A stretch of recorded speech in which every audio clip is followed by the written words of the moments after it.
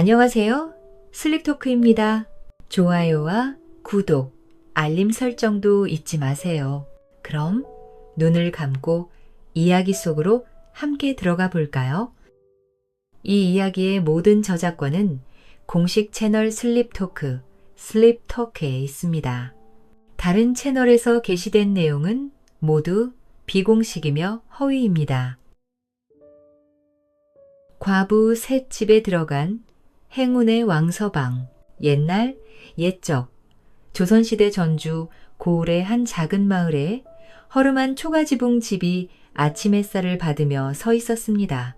그 집에는 왕태평이라는 양반이 살고 있었지요. 본래 그의 아버지 때만 해도 살림이 넉넉하여 남부럽지 않게 살았으나 5해 전 아버지가 돌아가신 뒤로 왕태평은 술과 노름에 빠져 재산을 모두 탕진하고 말았습니다. 그리하여 이제 남은 것은 겨우 초가지 한 채뿐이었지요. 마을 사람들은 안타까운 눈길로 그를 바라보며 가난과 나태가 겹치면 옛날 좋은 집안도 이렇게 허물어지나 보구나 하고 속삭였다고 합니다. 아이고, 이 양반아, 오늘도 또 나가 노시려고 그러시오? 박씨 부인의 목소리가 새벽부터 집안을 울렸습니다. 그녀의 목소리에는 원망과 걱정, 그리고 체념이 뒤섞여 있었습니다. 부잣집에 시집 줄 알았던 그녀였습니다. 하지만 서방은 글 공부는커녕 하루 종일 술이나 마시고 이 집 저 집 사랑방을 기웃거리며 놀러 다니기만 하는 한량이었습니다. 아들이 둘씩이나 있는데 글 공부를 하시던 돈을 벌어오시던 하시오. 박씨 부인의 마음속에는 분노가 끓어오르고 있었습니다. 두 아들을 키우기 위해 밤낮으로 삭바느질을 하며 손끝이 부르트도록 일하는 것은 온전히 자신의 몫이었습니다. 바늘 한 땀 한 땀이 눈물 같았고 밤을 새워 만든 옷 한 벌로 받는 푼돈으로 간신히 입에 풀칠을 하는 형편이었습니다. 알았어. 너무 걱정 마시오. 내가 돈 벌어오리다. 왕태평은 언제나처럼 큰 소리를 쳤습니다. 그의 마음속에는 미안함이 없지 않았습니다. 하지만 그보다 더 큰 것은 자유로운 영혼에 대한 갈망이었습니다.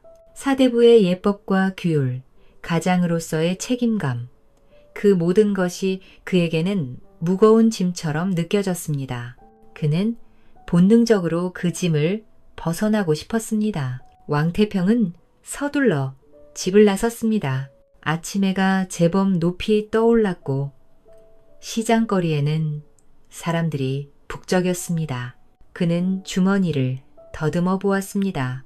발랑, 동전, 세입이 전부였습니다. 하지만 그의 걸음걸이는 여전히 천하태평이었습니다. 콧노래를 흥얼거리며 시장통을 거닐던 그는 문득 한쪽 구석에 자리 잡은 점쟁이 할아버지를 발견했습니다. 이보시오. 영감. 왕태평은 점쟁이 앞에 주저앉았습니다. 돈이 딱 3푼밖에 없는데 이거라도 받고 점 좀 봐주시구려. 점쟁이는 동전 세입을 받아들고 빙그레 웃었습니다. 그리고 왕태평의 얼굴을 한참 동안 뚫어지게 바라보았습니다. 그의 손은 왕태평의 송금을 더듬었고 생년월일을 물어 사주를 따져보았습니다. 허허, 이 사람아. 점쟁이가 입을 열었습니다. 자네, 사주를 보니 아들이 5이나 있을구먼. 자손이 번창할 귀한 팔자야. 양기가 가득해서 그렇네. 허나 역마살이 껴있어. 젊었을 적에는 여기저기 떠돌아다니겠구먼. 그러나 나중에는 정착할 곳이 생길 게야. 그때는 자손이 크게 번창하게 될 것이네. 왕태평은 어이가 없었습니다. 지금 아들이 2인데 셋을 더 낳는다니 마누라가 들으면 기절초풍할 소리였습니다. 하지만 왕태평은 왠지 기분이 좋아졌습니다. 아들이 많다는 것은 복이 많다는 뜻이 아니겠습니까? 허허, 아들이 많으면 좋지 뭐. 집에 돌아온 왕태평은 신이 나서 박씨 부인에게 점괘 이야기를 늘어놓았습니다. 부인, 오늘 점을 봤는데 말이여. 내게 아들이 5이나 있을 팔자라더군. 순간 박씨 부인의 얼굴이 벌겋게 달아올랐습니다. 분노가 치밀어 올랐습니다. 지금도 아들 둘 먹여 살리느라 허리가 휘는데 아들을 3이나 더 낳으라니. 이보시오. 이 양반아. 박씨 부인의 목소리가 떨렸습니다. 그녀의 가슴 속에는 서러움과 분노 그리고 깊은 실망감이 소용돌이쳤습니다. 지금도 아들 2 데리고 먹고 살기도 힘들어 죽겠는데 아들을 3이나 더 낳자는 말이요? 나는 그렇게는 못 살겠소. 여기서 헤어집시다. 나는 당신과 더 이상 못 살겠소. 당신이 여기서 안 나가면 내가 애들 데리고 나가겠소. 왕태평은 깜짝 놀랐습니다. 평소에도 바가지를 긁던 마누라였지만 이렇게까지 화를 내는 것은 처음이었습니다. 박씨 부인의 눈에는 눈물이 그렁그렁 맺혀 있었습니다. 오랜 세월 쌓인 한과 서러움이 한꺼번에 터져나오는 것 같았습니다. 아이고, 부인. 알았소, 알았소. 내가 나가겠소. 내가 나가서 돈을 벌어오겠소. 왕태평은 짐을 꾸였습니다. 마음 한편으로는 미안함이 있었지만 다른 한편으로는 묘한 해방감이 들었습니다. 이제 아무런 구속 없이 자유롭게 세상을 떠돌 수 있게 된 것입니다. 그는 집을 나서며 고개를 돌려 한 번 더 집을 바라보았습니다. 박씨 부인은 마당에 서서 눈물을 닦고 있었고 2 아들은 방문으로 아버지를 바라보고 있었습니다. 왕태평의 가슴이 먹먹해졌습니다. 하지만 그는 고개를 돌리고 걸음을 옮겼습니다. 그렇게 왕태평의 떠돌이 생활이 시작되었습니다. 그는 이 고을 저 고을을 옮겨 다니며 세상 유람을 했습니다. 과거 시험을 보러 가는 선비인 척 친분이 있는 집을 찾아가 며칠씩 머물기도 했습니다. 여기저기 사랑방을 전전하며 밥을 얻어먹고 때로는 길가에서 하룻밤을 지새우기도 했습니다. 한 달이 흘렀습니다. 왕태평은 이제 충주고을에 다다랐습니다. 해가 뉘어 넘어가고 있었습니다. 피곤함이 몰려왔습니다. 그때 눈에 들어온 것이 큰 기와집이었습니다. 기와가 반듯하게 올려진 것으로 보아 제법 부유한 집안인 것 같았습니다. 이리 오너라. 왕태평이 대문 앞에서 소리쳤습니다. 머슴이 얼굴을 내밀었습니다. 무슨 일이슈? 내 지나가는 나그네온데 하룻밤 묵어갈 수 있겠소? 머슴은 안으로 들어가 주인 영감께 여쭈어 보겠다고 했습니다.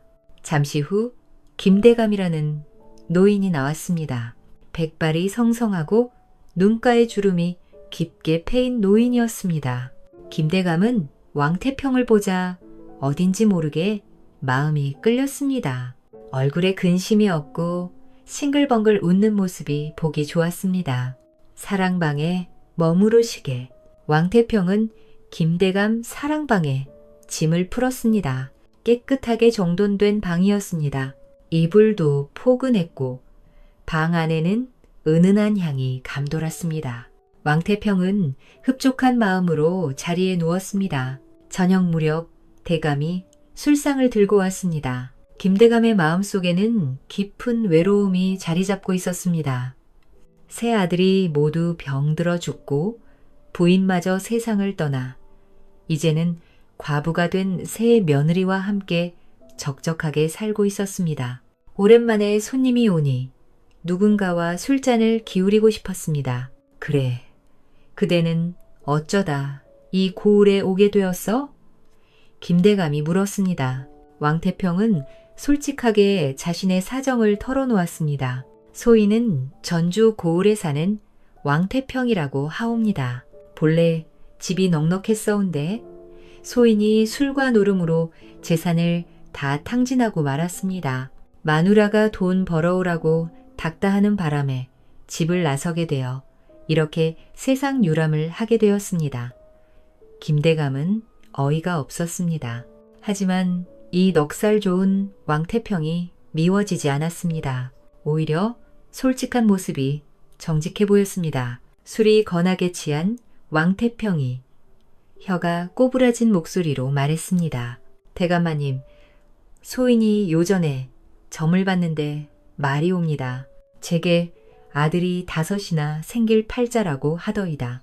지금 소인에게는 아들이 2인데 앞으로 3이 더 생긴다니. 허허, 마누라가 그 말 듣고 화를 내더이다. 그 순간 김대감의 눈이 반짝였습니다. 그의 머릿속에 번개 같은 생각이 스쳤습니다. 김대감에게는 3명의 며느리가 있었습니다. 아들 3이 모두 요절하여 과부가 된 며느리들이었습니다. 후사가 없어 밤낮으로 고민하던 김대감이었습니다. 손주 1명 보지 못하고 죽는다면 얼마나 한스러운 일인가. 그렇다. 이 사람에게 씨를 받아 후사를 입게 하면 어떨까. 김대감의 가슴이 두근거렸습니다. 늙은 나이에 새로운 희망이 피어오르는 것 같았습니다. 다음 날 아침 김대감은 새 며느리를 불러 모았습니다. 첫째 며느리는 최씨, 둘째 며느리는 이씨, 셋째 며느리는 정씨였습니다. 세 며느리는 모두 젊은 나이에 과부가 되어 시댁을 지키며 살고 있었습니다. 얘들아, 김대감의 목소리가 떨렸습니다. 무엇을 어떻게 말해야 할지 막막했습니다. 내 나이도 이제 많이 들었다. 언제 죽을지 모른다. 손주 1명 보고 죽는 것이 소원인데 아들들이 이렇게 다 죽고 나니 손주를 볼 수가 없구나. 새 며느리는 고개를 숙였습니다. 그들의 가슴속에도 깊은 한이 맺혀 있었습니다. 젊은 나이에 남편을 잃고 자식도 낳지 못한 채 홀로 늙어가는 것이 그들의 운명이었습니다. 그래서 내 부탁할 건데. 김대감이 입을 열었습니다. 저 사랑방 손님으로 와 있는 선비에게 씨를 받아 후사를 얻고자 하는데 너희들은 어떠하냐? 새 며느리는 깜짝 놀라 얼굴을 들었습니다. 그들의 얼굴에는 놀람, 당혹스러움, 그리고 묘한 기대감이 뒤섞여 있었습니다. 첫째 며느리 최 씨의 마음속에는 복잡한 감정이 소용돌이 쳤습니다. 대를 이어야 한다는 책임감, 몇 년 동안 아이를 낳지 못해 쌓인 죄책감, 자식 없이 서방을 죽인 며느리라는 오명, 그 모든 것이 그녀를 짓누르고 있었습니다. 그녀는 사람들의 수군거림을 알고 있었습니다. 남편을 제대로 받들지 못해 죽게 만들었다. 자식도 못 낳는 팔자, 사나운 계집. 그런 말들이 칼처럼 그녀의 가슴을 찔렀습니다. 아버님, 최 씨가 조심스럽게 입을 열었습니다. 아버님의 뜻이 그러하시다면 제가 먼저 하겠나이다. 둘째 며느리 이 씨도 고개를 끄덕였습니다. 큰 형님이 하시겠다면 저도 하겠나이다. 막내 며느리 정 씨는 얼굴이 붉어졌습니다. 그녀는 가장 젊었고 남편과 함께한 시간도 가장 짧았습니다. 그녀의 가슴속 깊은 곳에는 아직 여인으로서의 그리움이 살아있었습니다. 따뜻한 남자의 품, 사랑하는 이와 나누는 밤의 온기, 그 모든 것이 그리웠습니다. 저도 아버님의 뜻을 따르겠나이다. 김대감은 흡족한 표정으로 고개를 끄덕였습니다. 그리고 왕태평을 불렀습니다. 왕태평은 짐을 싸서 떠나려던 참이었습니다. 대감마님, 신세 많이 졌습니다. 소생은 이제 떠나려 하옵니다. 잠깐 기다려보게, 왕선비. 김대감이 왕태평을 붙잡았습니다. 이리 앉아보게. 내 할 말이 있네. 왕태평은 궁금한 마음으로 자리에 앉았습니다. 김대감이 천천히 입을 열었습니다. 자네도 알다시피 내 아들 셋이 모두 죽고 손주를 보지 못했네. 과부가 된 며느리가 셋이나 되는데 손주 하나 못 낳고 있다네.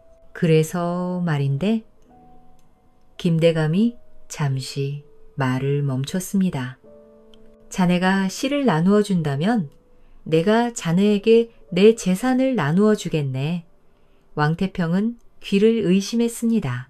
네, 대감? 그게 무슨 말씀이신지요? 자네 사주의 아들이 5이 있을 팔자라 하지 않았나. 그러니 여기서 한 달간 머무르며 씨를 나누어 주게. 아이를 갖게 되면 내 재산을 나누어 주겠단 말일세. 왕태평의 머리가 빠르게 돌아갔습니다. 이게 웬 횡재인가. 그의 가슴이 두근거렸습니다. 재산도 받고 여인들과의 정도 나누고 이보다 좋은 일이 어디 있겠습니까? 알겠습니다, 대감마님. 그렇게 하겠나이다. 그날 밤부터 왕태평의 특별한 생활이 시작되었습니다. 김대감은 매일 보양식을 왕태평에게 먹였습니다. 인삼, 녹용, 각종 귀한 약재가 들어간 음식이 상에 올라왔습니다. 왕태평은 평생 이렇게 좋은 것을 먹어본 적이 없었습니다. 밤이 되면 왕태평은 돌아가며 새 며느리와 밤을 보냈습니다. 첫째 날 밤, 첫째 며느리 최 씨가 왕태평의 방으로 들어왔습니다. 그녀는 떨리는 손으로 촛불을 켰습니다. 왕태평은 이불 속에 누워 그녀를 바라보았습니다. 최 씨는 30줄에 접어든 여인이었지만 아직 아름다움이 남아 있었습니다. 선비님, 최 씨의 목소리가 떨렸습니다. 그녀의 가슴 속에는 복잡한 감정이 소용돌이쳤습니다. 남편이 아닌 다른 남자와 잠자리를 한다는 것이 부끄러웠지만 동시에 오랜 세월 살았던 여인으로서의 감정이 되살아났습니다. 왕태평은 그녀의 손을 잡았습니다. 부인, 너무 긴장하지 마시고요. 그의 손길은 부드러웠습니다. 최 씨는 천천히 긴장을 풀었습니다. 그날 밤, 두 사람은 서로의 외로움을 달래주었습니다. 둘째 날 밤에는 둘째 며느리 이 씨가 왔습니다. 이 씨는 좀 더 차분했습니다. 그녀는 왕태평에게 조용히 다가왔고 두 사람은 말없이 서로를 이해했습니다. 이 씨의 가슴 속에는 죽은 남편에 대한 미안함과 동시에 살아있는 여인으로서의 욕구가 충돌했습니다. 하지만 그녀는 이것이 집안을 위한 일이라고 스스로를 다독였습니다. 셋째 날 밤 막내 며느리 정 씨가 왔습니다. 정 씨는 가장 젊었고 그녀의 몸은 아직 젊음으로 가득했습니다. 그녀는 왕태평의 품에 안기며 오랫동안 잊고 살았던 따뜻함을 느꼈습니다. 정 씨의 마음속에는 죄책감보다는 살아있음에 대한 감사가 더 컸습니다. 나도 여자다. 나도 사랑받고 싶다. 그녀의 가슴속 깊은 곳에서 그런 목소리가 들려왔습니다. 그렇게 한 달이 흘렀습니다. 왕태평은 매일 좋은 음식을 먹고 밤마다 새 며느리와 돌아가며 정을 나누었습니다. 그는 이렇게 호강스러운 생활을 해본 적이 없었습니다. 하지만 왕태평의 마음 한편에는 묘한 불안감이 자리 잡기 시작했습니다. 이게 정말 괜찮은 건가? 이렇게 쉽게 재산을 준다니. 그러던 어느 날 첫째 며느리 최 씨가 입덧을 시작했습니다. 아침마다 속이 메스꺼워 밥을 먹지 못했습니다. 태기가 있는 것이 분명했습니다. 김대감은 기뻐서 어쩔 줄 몰랐습니다. 드디어 손주를 보겠구나. 김대감의 얼굴에는 환난 웃음이 피어올랐습니다. 그는 왕태평을 보며 흡족한 표정을 지었습니다. 왕태평도 기뻤습니다. 나도 이제 재산을 받을 수 있겠구나. 하지만 그날 밤 셋째 며느리 정 씨와 잠자리에 들었을 때 정 씨가 다급한 목소리로 속삭였습니다. 선비님, 오늘 밤 당장 이곳을 떠나셔야 하옵니다. 왕태평은 깜짝 놀랐습니다. 그게 무슨 말이요? 부인, 아버님이 선비님을 해하실 것입니다. 정씨의 목소리가 떨렸습니다. 아버님은 절대 재산을 남에게 주실 분이 아니옵니다. 이제 자식을 얻었으니 선비님의 입을 다물게 하기 위해 독을 쓰실 것입니다. 오늘 아버님이 머슴에게 내일 아침상에 독을 타라고 시키는 것을 제가 보았나이다. 왕태평은 온몸에 소름이 돋았습니다. 등에서 식은땀이 흘러내렸습니다. 토사구팽이구나. 필요 없어진 나를 없애려 하는구나. 부인, 고맙소. 목숨을 살려주셨소. 왕태평은 연신 감사 인사를 하며 그날 밤 뒷담을 넘어 도망쳤습니다. 달빛만이 그의 도망가는 뒷모습을 비추었습니다. 휴, 살았네. 왕태평은 숨을 헐떡이며 말했습니다. 하지만 그의 얼굴에는 이내 웃음이 번졌습니다. 그래도 한 달 동안 잘 먹고 잘 놀았네. 그는 다시 태평한 마음으로 길을 나섰습니다. 이번엔 어느 고을로 갈까? 왕태평은 한양으로, 강원도로, 경상도로 3년 동안 무전 취식하며 떠돌아다녔습니다. 그 사이 왕태평의 마음에도 변화가 생겼습니다. 처음에는 자유로운 생활이 즐거웠지만 시간이 지날수록 외로움이 밀려왔습니다. 밤마다 별을 바라보며 전주에 두고 온 두 아들 생각이 났습니다. 박씨 부인의 바가지 긁는 소리도 이제는 그립게 느껴졌습니다. 내가 참 못난 남편이었구나. 왕태평은 처음으로 자신을 돌아보게 되었습니다. 3년이 흐른 어느 날 왕태평은 다시 충주 고을을 지나게 되었습니다. 문득 3년 전의 일이 생각났습니다. 첫째 며느리가 아들을 낳았을까? 그 아이도 내 자식인데 궁금하구나. 왕태평의 가슴속에 묘한 그리움이 피어올랐습니다. 아버지로서의 본능이었을까요? 자신의 피를 나는 아이가 궁금했습니다. 하지만 동시에 두려움도 밀려왔습니다. 김대감이 나를 보면 죽이려 할 텐데 왕태평은 멀리서 몰래 엿보고 가기로 다짐했습니다. 그는 조심스럽게 김대감 집 근처로 다가갔습니다.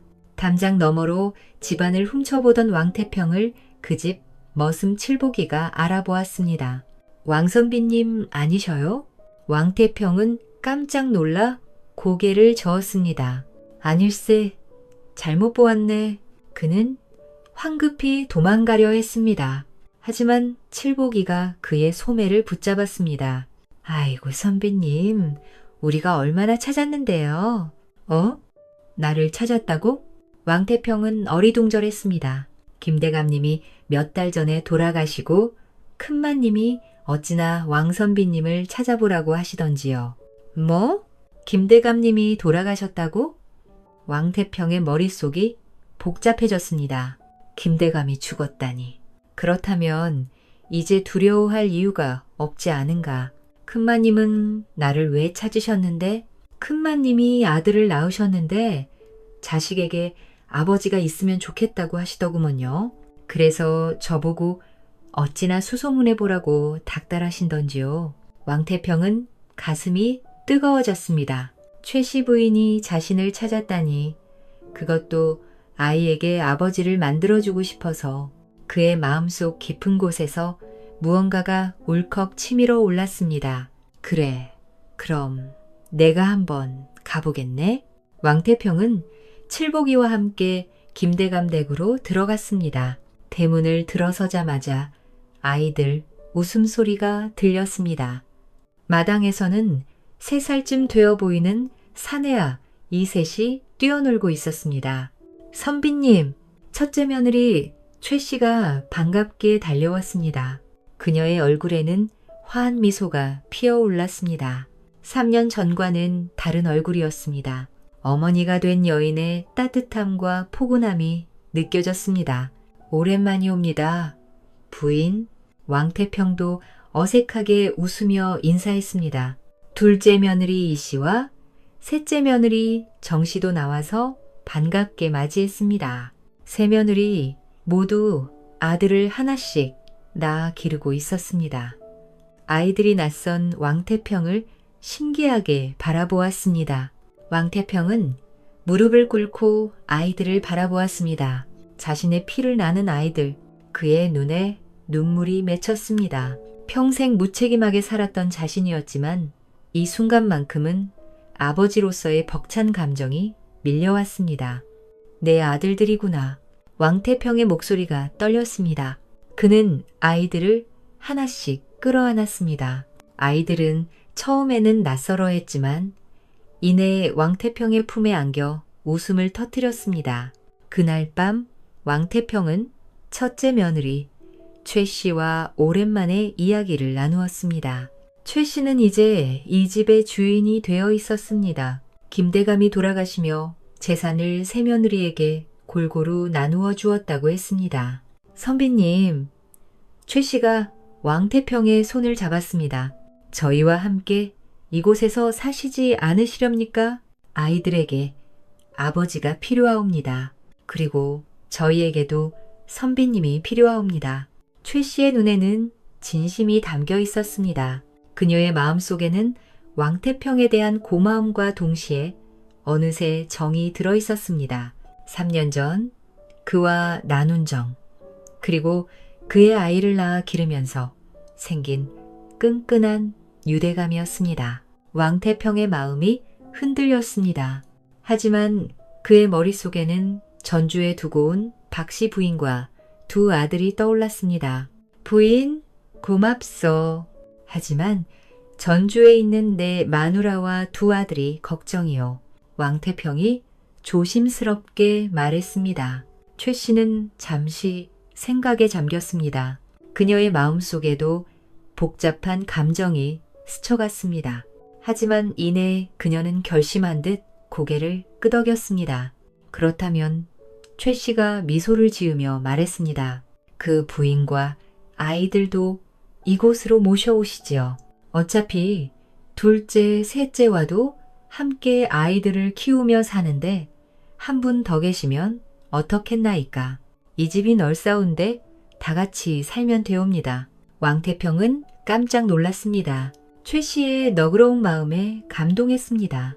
둘째 며느리 이 씨와 셋째 며느리 정 씨도 고개를 끄덕이며 동의했습니다. 그게 좋겠나이다. 아이들도 형제가 많으면 좋지 않겠나이까? 이 씨가 말했습니다. 저도 찬성이 옵니다. 다 같이 모여 살면 더 즐겁겠나이다. 정 씨도 웃으며 말했습니다. 왕태평은 감격에 겨워 눈물을 흘렸습니다. 이렇게 자신을 받아주는 여인들이 있다니 그는 평생 무책임하게 살았지만 이제는 책임을 져야겠다고 다짐했습니다. 왕태평은 곧바로 전주로 향했습니다. 3년 만에 찾아간 집은 여전히 낡고 초라했습니다. 대문을 두드리자 박씨 부인이 나왔습니다. 그녀는 왕태평을 보자 눈이 휘둥그레졌습니다. 당신이 살아 있었소? 왜 이제 오시오? 박씨 부인의 목소리에는 원망이 섞여 있었지만 동시에 반가움도 묻어났습니다. 3년 동안 혼자 두 아들을 키우며 얼마나 힘들었겠습니까? 하지만 그녀의 마음 한편에는 여전히 서방에 대한 정이 남아 있었습니다. 부인, 미안하나오. 하지만 이제 내가 떳떳하게 돌아왔소. 왕태평은 그동안의 일을 모두 털어놓았습니다. 충주 고을에서 있었던 일, 세 아들을 낳은 일, 그리고 그곳 며느리들이 함께 살자고 한 일까지 박씨 부인은 어이가 없었습니다. 하지만 동시에 안도했습니다. 이제 가난에서 벗어날 수 있다는 생각이 들었습니다. 그리고 무엇보다 두 아들에게 제대로 된 교육을 시킬 수 있다는 것이 기뻤습니다. 알았소. 그럼 가보지요. 하지만 당신, 이번에는 정말 잘해야 하오. 아이들에게 좋은 아버지가 되어야 하오. 박씨 부인의 목소리에는 단호함이 담겨 있었습니다. 왕태평은 고개를 끄덕이며 대답했습니다. 그러겠소, 부인. 이제는 정말 달라지겠소. 그렇게 왕태평은 박씨 부인과 두 아들을 데리고 충주로 향했습니다. 길을 가는 내내 왕태평의 마음은 설레기 시작하는 것 같았습니다. 충주 고을 김대감댁에 도착하자 3명의 여인이 모두 나와서 박씨 부인과 두 아들을 반갑게 맞이했습니다. 처음에는 서로 어색했지만 아이들이 금방 친해지며 분위기가 확해졌습니다. 최 씨는 박 씨에게 다가가 손을 잡았습니다. 이렇게 오시니 반갑습니다. 저희가 부족하지만 잘 모시겠나이다. 박 씨 부인도 최 씨의 손을 꽉 잡았습니다. 두 여인의 눈에는 눈물이 맺혔습니다. 고맙소. 나도 잘 부탁하오. 그날 밤 큰 기와진 마루에 모두가 둘러앉았습니다. 왕태평, 4명의 부인, 그리고 5명의 아들들. 왕태평은 이 모습을 바라보며 가슴이 벅차올랐습니다. 점쟁이 할아버지 말이 맞았구나. 정말 아들이 5이 생겼네. 그리고 정착할 곳도 생겼고 왕태평의 눈에 눈물이 맺혔습니다. 평생 무책임하게 살았던 자신이었지만 이제는 달라져야 한다고 다짐했습니다. 아이들을 보며 그는 아버지로서의 책임감을 느꼈습니다. 부인들. 왕태평이 4명의 부인을 바라보며 말했습니다. 내가 평생 못난 남편이었소. 하지만 이제부터는 달라지겠소. 아이들을 잘 키우고 부인들을 잘 모시겠소. 4명의 부인은 고개를 끄덕이며 미소를 지었습니다. 그들의 마음속에는 왕태평에 대한 믿음과 애정이 자리 잡고 있었습니다. 이 이야기는 처음에 방태평이 술과 도박에 빠져 가정을 버리고 무책임하게 살아가는 모습을 보여주며 그런 악습이 얼마나 큰 고통과 실망을 낳는지를 경고합니다. 그러나 그는 기회를 통해 자신의 잘못을 깨닫고 지혜로운 며느리의 도움으로 위기를 벗어나며 결국 가족과 자식을 책임지는 성실한 가장으로 거듭납니다. 이 과정에서 이야기 속 교훈은 분명합니다. 나쁜 습관과 자기중심적인 행동은 파멸로 이어지지만 올바른 선택과 선한 마음, 타인의 도움을 받아들일 줄 아는 겸손함은 삶을 바른 길로 이끕니다. 우리는 방태평의 변화를 통해 자신의 잘못을 돌아보고 책임감과 가족 사랑, 선한 행동을 실천함으로써 진정한 행복과 존경을 얻을 수 있음을 배웁니다. 머슴을 남편으로 삼고 벼락부자 된 과부. 봄 기운이 따스하게 찾아오던 조선시대 중엽, 어느 날 작은 고을을 어슬렁거리는 사내가 한 명 있었습니다. 허드렛 일을 하면서 하루 끼니 일을 어렵게 벌고 있었지요. 고을에서는 이 사내를 식충이로 부르며 놀렸답니다. 하지만 이 사내의 정체는 바로 지리아군도 장관석이었습니다. 관상감에서 풍수진리를 보던 총명한 남자였지요.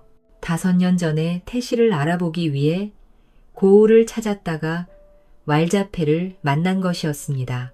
태실이란 왕실에서 자손이 출생한 뒤 나오는 태를 보관하는 장소였답니다. 조선시대에는 태를 귀하게 여겨 명당 자리에 보관하였지요. 거기 보아니 돈 좀 있어 보이는데 우리들한테 좀 꺼주면 안 되겠는가? 무엄하다 이놈들.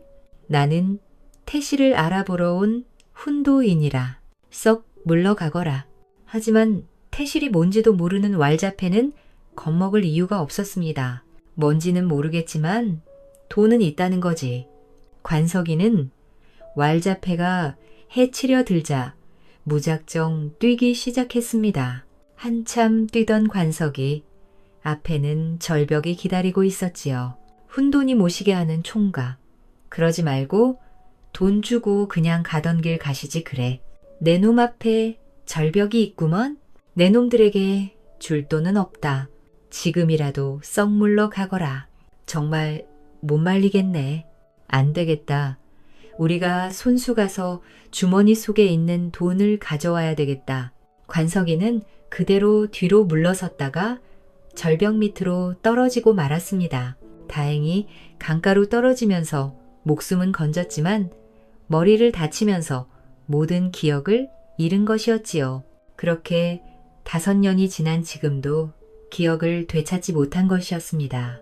지금은 품팔이꾼으로 살아가고 있었지요. 오늘도 품팔이를 하던 관석이에게 웬 왈패 한 명이 다가왔습니다. 바로 5년 전에 만났던 그 왈패였지요. 어이, 품팔이꾼. 내가 먹을 것이 좀 필요한데 가진 것 좀 있으면 내놔봐. 하루하루 품팔아서 끼니 때우는 사람이 가진 게 뭐가 있겠어. 그러자 왈패가 품팔이꾼이 들고 있던 보다리를 내동댕이 치는 것이었습니다. 안 그래도 되는 일도 없는데 그러지 말고 좀 내놓으라고. 겁이 난 품팔이꾼은 땅에 떨어진 보다리로 시선을 돌렸습니다. 그럼 거기에 가져갈 게 있는지 한번 살펴보시오. 왈패가 보다리 안을 뒤져보니 놀이개와 작은 거울들 뿐이었습니다. 왈패는 거울을 집어던지더니 발로 밟아 조각을 내는 것이었습니다. 그 주머니에 든 돈이라도 내놔봐. 이 돈은 내가 가진 재산 전부요. 국밥 한 그릇 먹을 돈까지 빼앗으려는 것이요. 그러자 왈패가 서서히 다가오더니 눈을 무섭게 치켜뜨는 것이었습니다. 그냥 품팔이꾼 주제에 뭘 그리 유식한 말을 쓰실까? 너 어디서 온 누군지 모르겠지만 이 고을에서 그나마 살아가려면 나한테 잘 보여야 할 것이야. 그러니까 얼른 주머니에 있는 거 다 내놔. 그런데 그때 왈패의 눈이 크게 흔들렸습니다. 잠깐만, 너 혹시 나 본 적 없어? 겁을 먹은 관석이는 왈패의 얼굴도 제대로 쳐다보지 못하고 있었습니다. 그런데 왈패가 깜짝 놀라며 손뼉을 치는 것이었지요. 누군가 했더니 5년 전에 절벽 밑으로 떨어진 그놈 아니냐? 맞지? 하지만 기억을 잃은 관석이는 왈패가 무슨 말을 하는지 알 수가 없었습니다. 이놈, 명줄이 아주 즐기구먼. 그래, 그때는 그렇게 고개 쳐들고 떠들더니만 이런 놈을 왜 죽이려고 했을까? 관석이는 주먹으로 몇 대 얻어맞고는 그 자리에 쓰러지고 말았습니다. 왈패는 국밥 한 그릇 먹을 돈을 모조리 빼앗고 신경질을 부리며 사라졌지요. 관석이는 한숨을 푹 쉬더니 흩어진 물건들을 모아서 다시 보다리 안에 넣었습니다. 허리에 찬 술병이 그나마 관석이를 위로하는 것이었습니다. 관석이는 국밥 먹을 돈까지 빼앗기니 마땅히 갈 곳이 없었습니다. 빈속에 술을 마시던 관석이는 갑자기 배를 움켜쥐었습니다. 갑자기 배가 아파. 왜 이러지? 관석이는 그렇게 힘겹게 걷다가 초가집 앞에서 쓰러지고 말았습니다. 배가 너무 아파. 이대로 저 세상으로 갈 것 같았지요. 그런데 그때 쓰러진 관석이에게 다가오는 발자국 소리가 들렸습니다. 에구먼, 이나 괜찮으십니까? 관석이가 고개를 들어보니 웬 처자가 한 명 서 있었습니다. 바람이 찬데 그렇게 쓰러져 계시면 안 되지요. 하지만 관석이는 대답을 하지 못하고 그대로 기절하고 말았습니다. 얼마나 지났을까? 눈을 뜬 관석이는 벌떡 일어섰습니다. 여기는 어디요? 정신이 좀 드십니까? 의원님이 방금 다녀가셨는데 허로라고 합니다. 필요한 약재를 다려놓았으니 어서 드시지요. 왈패에게 무시당하고 얻어맞기까지 했지만 관석이도 허로가 무엇인지 알고 있었습니다. 안 그래도 심신이 허약하고 필요했는데 영양실까지 왔을 줄은 꿈에도 몰랐습니다.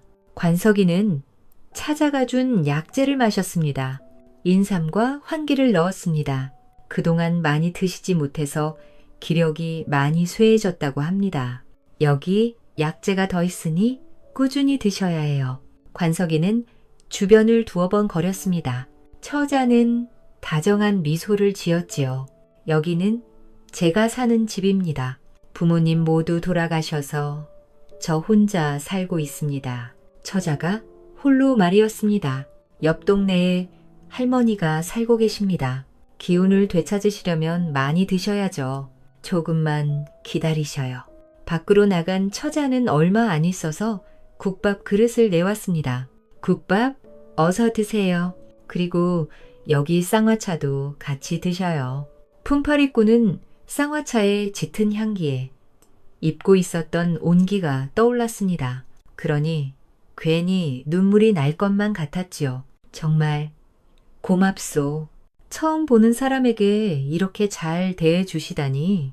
처자는 빙긋 웃었습니다. 누구신지 압니다. 사람들이 다들 품팔이꾼이라고 부르더군요. 처자는 처음에는 말을 하려다 입을 다물었습니다. 관석이는 씁쓸하게 웃었습니다. 처음에는 식충이라고 불렀다죠. 그럴 만도 합니다. 허들의 일이나 하면서 먹는 거나 춥네이 말이요. 하지만 처자는 손사래를 치면서 국밥을 관석이 앞으로 밀어주었습니다. 다들 그렇게 어렵게 살고 있습니다. 이름이 어찌 되십니까? 아무리 그래도 그렇지. 사람 이름 놔두고 그렇게 모욕하면 안 되지요. 관석이는 머리를 극적이더니 이렇게 말하는 것이었습니다. 내 이름은 알지 못하오. 이름을 모르신다고요? 어찌 이름을 모르십니까? 부모님이 지어준 이름이 있을 거 아닙니까? 사실 나는 기억을 모두 잃었어. 어디서 무슨 일을 하면서 살았는지 도통 알 수가 없어. 그럴 수가 있다니. 사람들 말로는 책은 읽으신다고 들었습니다. 그러만 책을 읽을 수는 있지만 그래도 내가 무슨 일을 했고 부모님 이름은 무엇인지 아무것도 모르겠어. 기억을 하려고 하면 머리만 아프지 뭐요. 그래서 허드렛 일을 하면서 살고 계셨던 겁니까? 그러 기억을 하려고 하면 정말 머리가 깨질 듯이 나는 이렇게 기억도 없이 살아가야 할 것 같소. 아무래도 내가 큰 잘못을 저지른 것 같으니.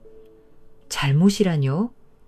큰 잘못을 했으니 기억을 못하는 것이 아니겠소. 내가 평소에 행실이 좋은 사람이었다면 이렇게 1년이 지나도록 기억을 못할 수가 없을 것이요. 처자는 잠시 고심하더니 다시 빙긋 웃었습니다. 그게 다 무슨 소용이겠습니까? 앞으로가 더 중요하죠. 관석이는 놀랐습니다. 지난 1년 동안 이렇게 따뜻한 말을 해준 사람은 없었지요.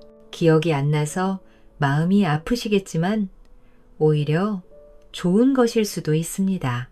저는 일찍이 부모님을 떠나보내서 할아버지, 할머니 밑에서 자랐습니다. 부모님 얼굴도 기억이 나지 않습니다. 다행히 혼담이 들어왔지만 서방님이 일주일만 살 수 있는 병자였지요. 할아버지와 할머니가 돈이 필요해서 어쩔 수 없이 그런 양반가로 시집을 간 것입니다. 듣고 있던 관석이는 안타까워서 한숨이 나왔습니다. 그 돈으로도 부족해서 곡비로 생계를 이어갔습니다. 그거 아십니까? 복비를 하면 무덤 아래에 있던 사람들이 꿈에서 나옵니다. 한동안 꿈자리가 사나워서 잠도 이루지 못했습니다. 저도 마음 같아서는 아무것도 기억나지 않고 싶어요. 관석이는 안타까우면서도 처자의 맹랑함에 웃음이 나올 뻔하였습니다. 듣고 보니 제 인생이 그렇게 허망한 것만은 아닌 것 같소. 오히려 처자에게 배운 것이 많소. 스스로가 부끄러워지는 구려 앞으로 옥이라고 불러주셔요. 배고프시면 언제든지 찾아오세요. 국밥은 매일 해드릴 수 있습니다. 어찌 그런 신세를 질 수가 있겠어. 안 그래도 부모님도 없이 홀로 어렵게 사는 사람한테 그럴 수는 없어. 그러자 오기는 수줍은 미소를 지으며 이렇게 말하였습니다. 사실 제가 주막을 운영하려고 합니다. 제가 할머니한테 배워서 국밥 실력은 기가 막힙니다. 미리 국밥 맛을 알려드리는 것이니 부담 갖지 마시고 드시러 오셔요. 그리고 편하게 오기라고 부르셔요. 관석이는 오기의 상냥한 마음씨에 그저 웃음만 나왔습니다. 그날 이후로 관석이는 오기의 집에 들러 국밥을 먹었고 장사하다 남은 놀이개와 연지 등을 나눠주었습니다. 오기는 연지를 입술과 볼에 바르며 장난을 치는 것이었습니다. 관석이는 오기의 국밥 실력에 놀랐습니다. 그동안 여러 주막을 다니며 먹을 것만 축냈지만 그만큼 많은 국밥과 음식을 먹었기에 미각만은 남달랐지요. 국밥을 먹은 이후에 마시는 쌍화차는 관석기의 심신을 완벽히 달래주었습니다. 오기 처자는 분명히 장사를 하면 대박칠 것이 분명하오. 말씀대로 되면 정말 좋겠어요. 그렇게 보름이 지나고 관석이가 한참 길을 걷고 있을 때였습니다. 저 멀리서 오기가 근심이 있는 얼굴로 하늘을 올려다보고 있었지요. 오기 처자가 아니요? 어찌 그러고 있어? 사실은 주막을 운영하려고 하는데 마땅한 장소를 도저히 찾을 수가 없어요. 고을이 워낙 작아서 다른 곳으로 가려고 해도 지세가 만만치 않습니다. 그냥 이 동네에서 하려고 해도 돈이 될 것 같지가 않고 지료도 내야 해니 또 가갑하고요.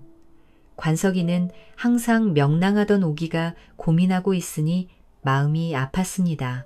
어떻게든 도움을 주고 싶었지요. 그리하여 관석이도 장사를 하러 다니다가 마땅한 장소가 있는지 찾아보았습니다. 그러던 어느 날 아주 비좁은 길을 지나다가 걸음이 멈췄습니다. 아주 작지만 뇌물이 흐르는 소리가 관석의 귀를 간지럽혔습니다. 이유는 알 수 없었지만 이 비좁은 길에서 흐르는 수기가 뚜렷이 보였습니다. 그거 참 신기하구나. 분명히 맹물은 멀리 있는데 물 흐르는 소리가 아주 명료하게 들리는구나. 몇 자리 와도 거리가 있어서 기운이 왕성해. 관석이는 얼른 오기를 찾아갔습니다. 오기 처자, 내가 아주 좋은 명당 자리를 발견하였소. 오기는 놀랐습니다. 명당을 발견했다고요?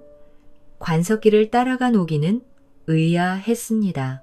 사람들 발길도 뜸한 비좁은 숲길, 이끼와 거미줄까지 끼어서 도무지 장사할 맛이 나지 않았지요. 아무리 그래도 그렇지. 주막 지을 돈이 아무리 부족해도 여기는 좀 아닌 것 같아요. 여기에 지으면 반드시 재물은 이올 것이요. 어찌 그리 확신합니까? 하지만 관석이는 선뜻 설명할 수가 없었습니다. 지금 이 순간에도 물소리가 명료하게 들려서 사람들의 발길이 끊이지 않을 것 같은 예감이 들었지요. 그 이유는 내가 설명할 수가 없어. 아무튼 여기가 명당이 확실하오. 오기는 주변을 두어 번 거리더니 빙긋 웃었습니다.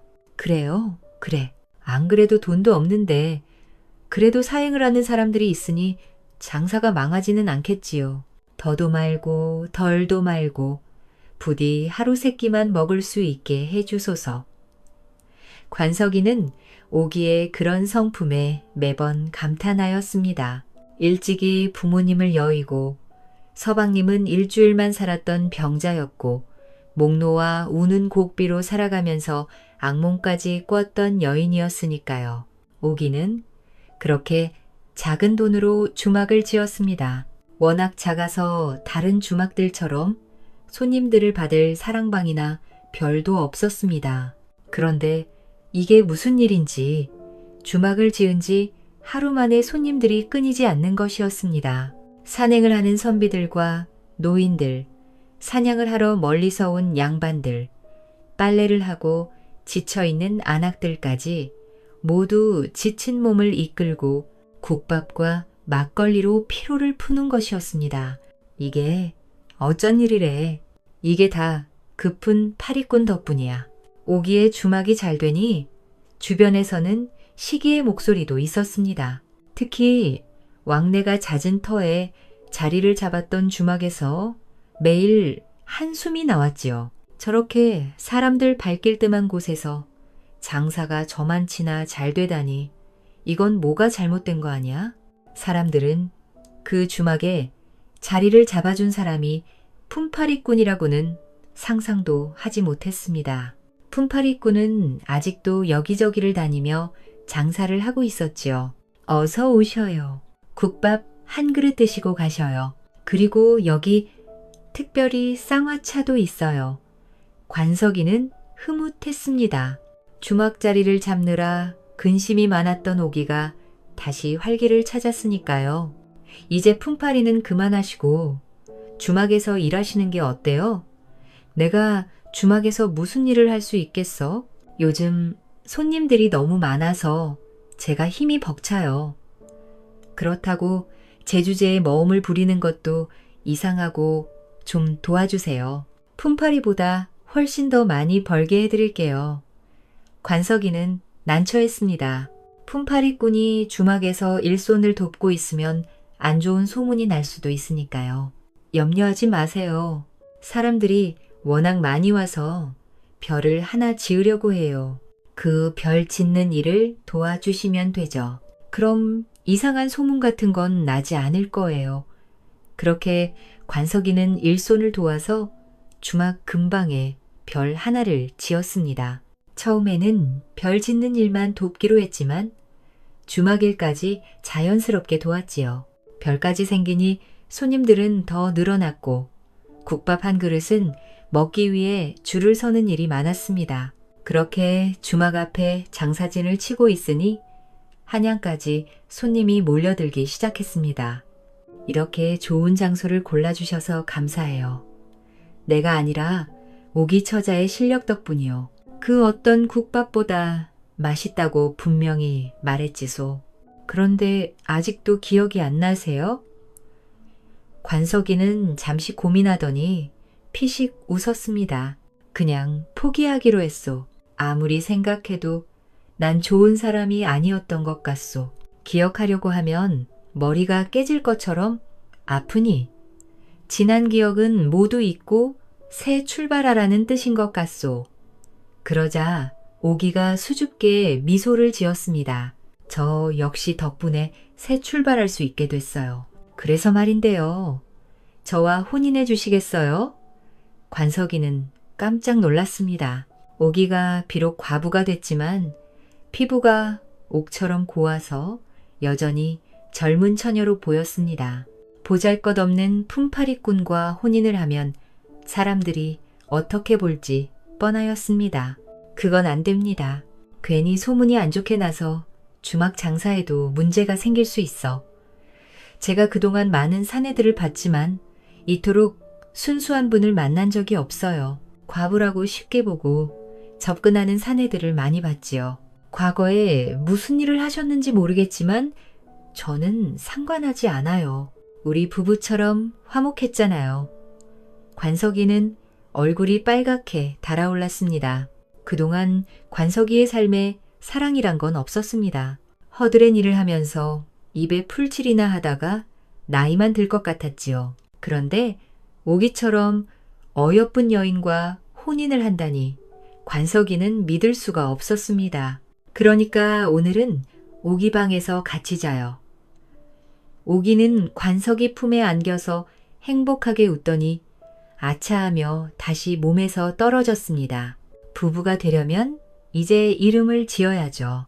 저와 함께 살게 되시니 이제는 다시 삶이 윤택해질 거예요. 그런 의미로 재은으로 짓는 것이 어때요? 관석이는 울컥하고 말았습니다. 이렇게 따뜻하게 대해주고 이름까지 지어주다니. 이제 재윤이 된 관석이는 오기를 따스하게 안아주었습니다. 그렇게 관석이는 오기와 다정한 부부가 되었습니다. 이제 다른 사람들의 눈치도 보지 않고 서로 의지하고 살았지요. 처음에는 나이 차이가 많은 두 사람을 이상하게 보는 사람들이 있었지만 관석이와 오기의 성실한 모습에 차츰 응원을 보내는 것이었습니다. 그러던 어느 날 나무를 하고 돌아오는 관석이 앞에 웬 산내들이 나타났습니다. 관석이는 숨을 삼키고 걸음을 멈췄습니다. 사람들은 보이지 않았을 때 나타난 이 사내들, 아무리 봐도 관석이의 목숨을 노리는 것이었지요. 내 놈들은 누구냐? 그런데 관석이는 그 사내들이 낯이 익었습니다. 그중 한 명이 앞장서더니 이렇게 말하는 것이었습니다. 어이, 품팔이꾼, 오랜만이네. 나 기억하는가? 관석이 국밥 먹을 돈을 빼앗은 그 왈패, 그리고 옆에 있던 사내들은 관석이를 절벽 아래로 떨어뜨렸던 그 왈자패였지요. 내 놈이 어찌 다시 왔느냐? 국밥 먹을 돈도 부족하였느냐? 오늘은 더 큰 돈을 벌려고 왔지. 그게 무슨 말이더냐? 글쎄, 어떤 양반께서 큰 돈을 주시더니 내 놈을 없애라고 하지 않더냐? 이게 웬 횡재냐? 무엇이라? 그것이 무슨 말이더냐? 누가 날 없애라고 했다는 것이냐? 네가 알아서 뭐 하려고? 그러게, 5년 전에 그냥 저 세상으로 갔어야지. 왜 일을 두 번 하게 만들고 그래? 이제는 확실히 명을 끊어줄 터이니 이리 오거라. 왈자패가 음흉하게 웃으며 천천히 다가왔습니다. 주변을 다시 둘러봤지만 숲길이라서 행인은 보이지 않았지요. 그런데 그때 나무 위에서 뭔가가 뚝 떨어지는 것과 동시에 땅이 크게 울리는 것이었습니다. 관석이는 깜짝 놀라서 뒤로 넘어지고 말았지요. 처음에는 큰 통나무라도 떨어진 줄 알았지만 그 정체는 듬직한 덩치의 사내였습니다. 산내는 바로 왈자패를 일망타진하였습니다. 워낙 순식간이라서 관석이가 눈으로 쫓아갈 수 없을 정도였지요. 관석이의 목숨을 구해준 사내는 대체 누굴까요? 사내가 고개를 돌려서 관석이를 바라보았습니다. 정말 오랜만입니다. 장운도, 나리? 그동안 잘 계셨습니까? 저 황무석입니다. 관석이는 어리둥절하였습니다. 느닷없이 나타난 무석이라는 사내가 장운도라고 부르는 것이었습니다. 이야기는 전에 들었습니다. 무석은 한동안 관석기의 몰골을 살폈습니다. 그동안 얼마나 고생이 많으셨습니까? 선왕께서 승화하셨습니다. 세자 저하께서 보위에 올랐단 말입니다. 무석은 흥분하여 말하였지만 관석이는 도통 알아들을 수가 없었습니다. 그대는 누구요? 황무석이라고 하였소. 날 아까 뭐라고 부른 게요? 무석도 당황하였습니다. 그는 관석이의 얼굴을 다시 한번 유심히 살폈습니다. 절 몰라보시겠습니까? 저 겸사복장이었던 황무석입니다. 지금은 내금미장이 되었지요. 관석이는 그제야 기억이 조금씩 돌아오는 것 같았지만 다시 머리가 깨질 것처럼 아팠습니다. 눈앞에 갑자기 나타난 조선의 대신들이 관석이를 향해 손가락질을 하고 있었습니다. 장도의 목을 쳐야 합니다. 장운도를 찬명으로 다스려야 할 것입니다. 관석이는 너무 무서워서 몸을 떨었습니다. 갑자기 죄인이 된 기분이었지요. 그만하시오. 내 이름은 재윤이란 말이요. 그저 품팔이꾼이란 말이요. 그렇게 관석이는 한동안 괴로워하더니 그대로 쓰러지고 말았습니다. 극심한 두통 때문에 기절한 것이었지요. 그동안 오기는 열심히 부엌에서 국밥을 만들고 있었습니다. 이제는 일손이 너무 부족해서 금방 사는 가난한 머슴들에게 품삯을 주고 일을 시키고 있었지요. 이상하다. 서방님이 왜 이렇게 안 오지? 올 때가 지났는데 그렇게 해가 떨어지자 주막도 조금은 한가해졌습니다. 정신없이 국밥을 만들던 오기는 아직도 관석이가 오지 않았다고 하자 깜짝 놀랐습니다. 서방님한테 무슨 일이 생긴 게 분명해. 오기는 주저하지 않고 숲길로 향했습니다. 나무를 하러 가는 길은 오기도 잘 알고 있었지요. 앞치마를 두른 채 정신없이 뛰어다녔지만 관석이는 보이지 않았습니다. 서방님, 대체 어디로 가신 거예요? 오기는 시장까지 뛰었지만 소용이 없었습니다. 아무 행인들에게도 급하게 물어보았지만 그 누구도 관석이를 본 사람이 없었습니다. 자정이 넘어서 오기는 주막으로 돌아왔습니다. 급하게 뛰어다니느라 온몸이 다 녹초가 되었지요. 서방님, 진짜 어떻게 된 거예요? 얼마나 지났을까? 관석이는 조심히 눈을 떴습니다. 몸을 힘겹게 일으켰지만 깨질 듯한 두통에 다시 드러눕고 말았습니다. 벌써 일어나시면 안 됩니다, 도련님. 관석이가 고개를 돌려보니 웬 아리따운 교수가 한 명 앉아 있었습니다. 누구시오? 선한 눈매를 가진 여인, 재색을 겸비한 이 여인이 누군지 관석이는 이미 알고 있었습니다. 반년 동안이나 누워 계셨습니다. 도련님, 이제 제가 누군지 알아보시겠습니까? 관석이는 기억을 더듬어 보았습니다. 어른들은 관석이가 어릴 적부터 사늘숨을 본다고 하였습니다. 바람과 물줄기에 따라 어느 집에 복이 오고 달아나는지 단번에 알아냈지요. 관석이는 어릴 적부터 풍수지리에 탁월한 재능을 보였습니다. 그렇게 관석이는 조정까지 들어와 임금 앞에 섰습니다. 이복의 장운도, 대비마의 병세가 위중하네. 조속히 명당 자리를 알아봐야 할 것 같네. 근래 궁중의 공기가 아주 무겁다네. 간몸이 오래되면서 백성들의 고충이 이만저만이 아닐세. 자네가 좋은 명당 자리를 속히 알아봐주게. 대비마의 몇 자리까지 어그러지면 나라의 복맥마저 끊어질 것 같다네. 예, 전하 분부대로 속히 명당 자리를 알아보겠사옵니다. 관석이는 늘 침착한 사람이었습니다. 임금의 뜻대로 빨리 명당 자리를 알아봐야 했지만 훗날까지 생각해서 최고의 명당을 고르려는 것이었지요. 그렇게 한참 전국을 다니고 있는데 뜻밖의 손님이 찾아왔습니다.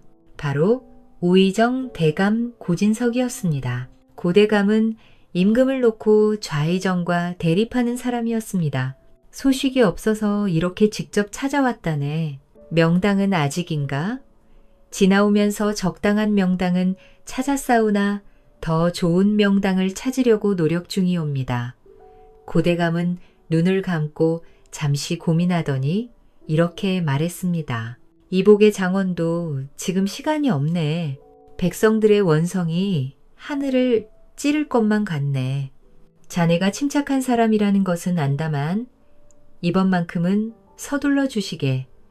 하지만 관석이는 단호했습니다. 이번 명당은 훗날을 기약해야 할 정도로 중차대한 일이옵니다. 대감, 급하게 당대의 길지로 정하면 훗날 무슨 일이 생길지 모릅니다. 무슨 말씀인지는 알겠사오나 저에게 맡겨주시지요. 그러자 고대감은 눈을 날카롭게 뜨는 것이었습니다. 자네가 아무리 정치에 관심이 없다고 하지만 이번만큼은 양보해야겠네. 우리는 지금 당장에 결과가 필요하네. 시간이 지날수록 전하의 근심만 깊어질 뿐이야. 지금 당장 전하의 심기만을 염려하시면 곤란합니다. 대가 방금 무엇이라 하였는가? 전하의 총애를 받는다고 지금 나한테까지 충고를 하는 게가 그런 말씀 아니옵니다. 대비 마마가 잠드실 곳이 아닙니까? 이번 몇 자리를 정하면서 앞으로 10년 후까지 점쳐봐야 합니다. 대감? 듣기 싫래? 그런 식으로 하면 내가 언제 영의정 자리까지 오를 수 있단 말인가. 지금 당장 결과가 필요하단 말일세. 그렇게 고대감은 화를 내며 돌아갔습니다. 관석이는 마음에 걸렸지만 끝까지 전국을 돌아서 대비마의 몇 자리를 드디어 찾아냈습니다. 하지만 관석이가 알아본 명당은 누가 봐도 좋지 않았습니다. 다른 직관들도 흉지라고 하여 구분에 좋지 않다고 하였지요. 전하, 지금은 그 자리가 흉할 수 있사오나 10년 후까지 생각해 보셔야 하옵니다. 훗날에는 반드시 복이 드는 자리옵니다. 그런데 그때 우의정 고대감이 끼어들었습니다. 안 그래도 가뭄이 길어져서 백성들의 고통이 큰데 어찌 그렇게 한가한 소리를 하는 게요? 장원도는 전하의 성체를 염려하지 않는 것이요. 전하가 성덕을 지탱하는 것도 이제 한계란 말이요. 고대감이 그렇게 목소리를 높일 때 반대파인 좌의정과 대신들도 끼어들며 싸우기 시작했습니다. 장파 싸움에 관심이 없는 관석이는 그럴 때마다 머리가 깨질 것처럼 아팠습니다. 두통이 심하니 약재도 자주 다려 먹었지요. 결국 임금은 관석이가 정한 곳에 대비말을 묻었습니다. 그런데 이게 무슨 일인지 가뭄이 계속되더니 갑자기 우박이 내린 것이었습니다. 느닷없이 우박이 쏟아지니 백성들은 모두 고글하면서 우는 것이었지요. 하지만 우박은 상승기류가 강해지면서 내리는 날씨의 한 변화일 뿐이었습니다. 그런데도 고대감과 그 무리들이 트집을 잡아 관석이를 공격하는 것이었습니다. 그러다 결정적인 사건이 터졌습니다. 바로 세자가 병이 나서 알아놓은 것이었습니다. 전하, 이것이 다 흉가 아니라면 뭐겠습니까? 어서 저 장운도를 엄벌로 다스려야 합니다. 세자에게 병까지 생기니 임금도 어찌할 도리가 없었습니다. 고대감 무리들의 위세가 워낙 강하니 임금도 어찌할 도리가 없었습니다. 그날 이후로 임금의 태도는 차갑게 변했습니다.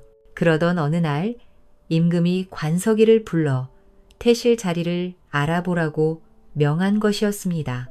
대비마의 몇 자리도 정했으니 이제 태실도 좀 알아봐야겠네. 그런데 임금이 이상한 말을 하는 것이었습니다.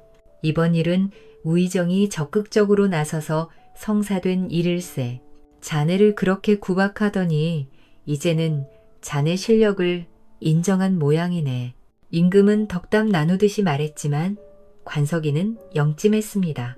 그렇게 정치적으로 궁지에 몰려고 했던 고대감이었습니다. 태실 자리를 알아보는 사람으로 관석기를 추천했다는 게 수상쩍었지요. 불길한 예감은 맞아떨어지고 말았습니다. 태실 자리를 알아보러 떠나기 전 겸사복장 황무석이 찾아온 것이었습니다. 떠나시지 않는 게 좋겠습니다. 아무래도 우정대감이 수상합니다. 전하께서 내리신 결정입니다. 어찌 안 다를 수가 있겠습니까? 장운도 나이도 아시다시피 지금 전하는 심신이 많이 지치신 상태입니다. 지금 우정대감의 위세가 하늘을 찌를 것만 같습니다. 이럴 때 세자 저하께서 국왕의 면모를 보이셔야겠으나 아직은 때가 이릅니다. 세자 저하의 악까지 위태롭게 만들 수는 없습니다. 설마 큰 변고라도 당하겠습니까? 그저 태실 자리를 알아보러 가는 것입니다. 세자 저하께도 너무 염려하지 말라고 전해 주십시오. 하지만 장운도 나리 우정 대감이 무슨 음모라도 꾸민다면 조선의 정승입니다. 우정 대감이 설마 저를 해치려고 하겠습니까? 저는 염려하지 마시고 겸사복장 날이라도 세자 저하의 곁을 꼭 지켜주십시오. 세자 저하는 염려하지 마십시오. 꼭 살아 돌아오셔야 합니다.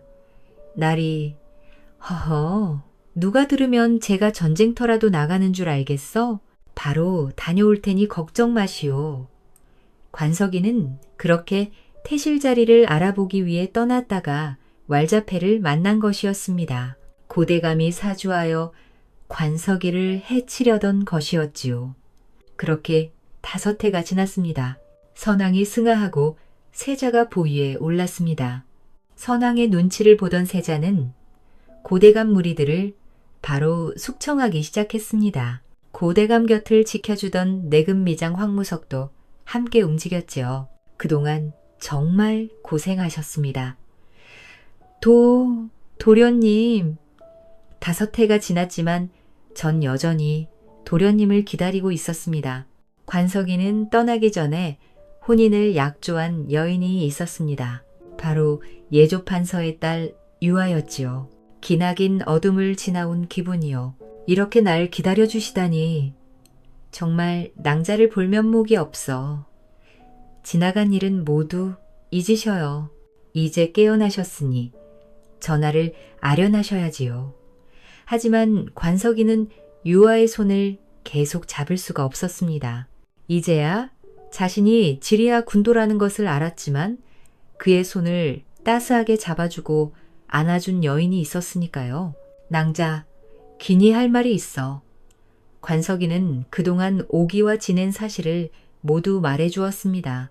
그런 일이 있었군요. 오희라는 여인이 아니었다면 도련님이 이렇게 돌아오실 수 없었을 겁니다. 유아는 안타까움에 그만 울음이 터졌습니다. 5해나 기다린 서방님이었지만 다른 여인과 정을 통하였으니 얼마나 슬펐을까요? 정말 면목이 없어, 낭자. 아닙니다, 도련님. 저는 그저 도련님이 살아 돌아온 것만으로도 기쁩니다. 그러니 개념치 마시고 얼른 오기라는 여인에게 가보셔요. 전하께는 제가 늦게 전하면 됩니다. 그렇게 모든 기억이 돌아온 관석이는 주막으로 향했습니다. 내가 곡간 다오기야. 그동안 얼마나 날 기다렸느냐. 주막에 다다른 관석이는 밝은 미소를 지으며 들어갔습니다. 그런데 이게 무슨 일인지 국밥과 막걸리를 나르는 사람은 오기가 아니었습니다. 웬 멀그만 인상의 사내가 정겹게 미소를 지으며 손님들에게 국밥과 막걸리를 나르고 있었습니다. 이상하게 부엌안을 들여다봐도 오기는 보이지 않았습니다. 웬 낯선 여인이 국밥을 만들고 있었지요. 오기야, 어디 있느냐? 서방님이 왔다. 그렇게 주막 안을 2번 거리고 있으니 국밥을 나르는 사내도 궁금할 수밖에 없었습니다. 제가 이 주막의 주인인데 혹시 누구를 찾으십니까? 저는 오기의 서방입니다. 오기는 어디 있습니까? 나리가 매불난 말씀입니까? 사내는 반가운 미소를 지으며 관석이 손을 덥석 잡았습니다. 저는 오기의 오라버니 강태라고 합니다. 왜 이제야 오셨습니까? 오기에게 오라버니란 말씀입니까? 그렇습니다. 부모님이 일찍 돌아가시고 오기와 오랫동안 떨어져 지냈지요. 실은 제가 남의 재물이나 살림살이를 훔치고 다니는 팔불출이었습니다. 그래서 오기가 아마 말을 하지 못했을 겁니다. 오기는 어디 있습니까? 오기는 지금쯤 시장에서 장사를 하고 있을 겁니다. 어서 찾아가 보시지요. 관석이는 반신반의하는 마음으로 곧장 시장으로 향했습니다. 구수한 장타령을 들으며 걸어가고 있는데 익숙한 목소리가 들렸습니다. 허로에 좋은 쌍화차입니다. 피로와 노화를 방지하는 쌍화차. 여기 있습니다. 오기가 분명했습니다. 관석이는 조심스럽게 뒤로 다가가서 오기를 불렀지요. 서방님! 오기 또한 믿을 수 없다는 듯 눈물을 흘리며 관석이의 품에 안겼습니다. 대체 어디 있다 온 거예요, 서방님? 이 옷은 다 뭐예요? 내가 다 설명할 테니 그만 그치거라. 나 또한 궁금한 것이 많으니까. 진정이 된 오기는 관석이의 사연을 모두 듣고 감격하여 또 눈물을 쏟아냈습니다. 역시 서방님은 좋은 분인 줄 알았어요. 그런데 오가주막은 어찌하고 이렇게 시장에 나온 것이냐? 서방님이 그렇게 떠나고 정말 힘들었어요. 마침 오랫동안 헤어졌던 오라버니가 오셨고 저는 주막을 맡기고 서방님을 찾았지요. 몇 달 동안 전국을 다녀도 서방님을 찾을 수 없었어요. 그래서 이렇게 쌍화차 장사를 하면서 마음을 위로하고 있었지요. 이러면 언젠가 서방님이 오지 않을까 하고 관석이는 오기의 넓은 아량에 감격하였습니다. 왈패로 살고 있던 오라버니를 믿고 그 장사가 잘 되는 주막을 맡기다니 관석이처럼 조정에서 일하는 사람들은 짐작할 수 없는 일이었습니다. 그날 밤 관석이는 오기와 함께 모처럼 국밥을 먹었습니다. 그리고 오기가 만든 짙은 향의 쌍화차도 마셨지요. 오기야, 나는 전화를 아련하고 와야 한다. 그러니 조금만 기다리고 있거라. 오기는 빙긋 웃었습니다. 오기, 미소를 잊지 않고 있던 관석이는 절로 흐뭇하였지요. 무슨 일인지는 모르겠지만 잘하고 오셔요, 서방님. 엄숙한 분위기에 궁궐 안으로 들어선 관석이는 가벼움이 새로웠습니다. 당파 싸움 안에서 버티고 버텼던 그때가 정말 괴로웠지만 이제는 두려움보다 담대한 마음이 앞섰습니다. 5해 전에 기억을 잃고 품팔이를 하면서 살았던 때를 생각해보면 그저 웃음만 나왔습니다. 장훈도 어서 오시게. 그동안 얼마나 마음고생이 많았는가. 임금 옆에는 내금이장 황무석도 있었습니다. 무석은 관석이를 보더니 가볍게 목례하고 미소를 지었습니다. 아닙니다. 전화야말로 그동안 얼마나 마음고생이 많으셨사옵니까. 소인은 세속의 바람에 휩쓸려 떠돌았을 뿐이옵니다. 전하께서 그간 음한 물결 속에서 견뎌온 것을 생각하면 지금도 마음이 무너집니다. 전 임금은 관석이의 손을 잡아주었습니다. 어서 복직하시게. 이제 자네를 거스를 사람들은 이 콜안에 아무도 없네. 관석이는 눈물을 흘리며 말을 이어갔습니다. 송구하오나 소인은 이제 관직에서 물러날까 하옵니다. 저는 이미 전하에게 큰 은혜를 입었사옵니다. 이제는 홀로 살아가고 있는 여인에게 마음을 다해 남은 생을 다하려고 하옵니다. 임금은 의아했습니다. 관직을 포기하고 여인과 남은 생을 다한다니 선뜻 이해할 수가 없었지요. 여인이라고 하였소? 무슨 일이 있었는지 어여 구하시오. 관석이는 오기와 있었던 일을 빠짐없이 모두 상세히 말하였습니다. 오기에게 쌍화차 얘기가 나왔을 때는 내금미장 무석도 미소를 지을 정도였습니다. 임금은 울컥하고 말았지요. 그렇게 좋은 명당을 오라버니에게 양보하다니. 지금도 그런 심성을 가진 여인이 있구려. 게다가 장운도를 잊지 못하여 쌍화차 장사를 하고 있었단 말이요. 임금은 한동안 사색에 잠겨 있었습니다. 당파 싸움을 극복하기 위해 어렵게 여기까지 온 임금이었습니다. 그렇게 가슴 따스한 사람들과 함께한다면 집 역시 행복하겠구려. 전하에게는 중전마가 있지 않사옵니까? 그리고 여기 믿음직스러운 내금미장까지 있으시니 앞으로 행복한 일이 많을 것이옵니다. 그렇게 관석이는 오기의 품으로 다시 돌아왔습니다. 임금은 오기의 쌍화차가 궁금하여 직접 걸로 주문까지 하였습니다.